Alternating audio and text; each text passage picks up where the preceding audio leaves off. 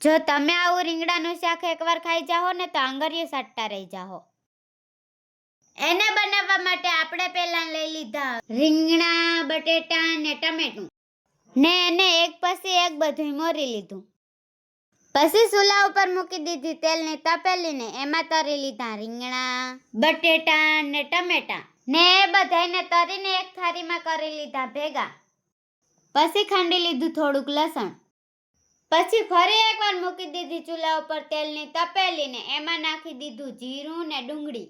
ડુંગળી પાકી ગઈ પછી એમાં નાખી દીધી ભીની ચટણી. ચટણી સારીથી પાકી ગઈ પછી એમાં નાખી દીધી ખાંડેલી ચીંગ ને એને કરી લીધું સારુંથી મિક્સ. પછી એમાં નાખી દીધા આપણા ફ્રાય કરેલા બટેટા, રીંગણા ને ટમેટા ને એને સારુંથી હલાવીને એને પકવવા માટે ઢાંકી દીધી થાળી. થોડીક વારમાં આપણું શાક પાકીને થઈ ગયું તૈયાર. ને આ છે આપણા શાકનો ફાઇનલ લુક. જો સારું બન્યું હોય તો કોમેન્ટ કરજો.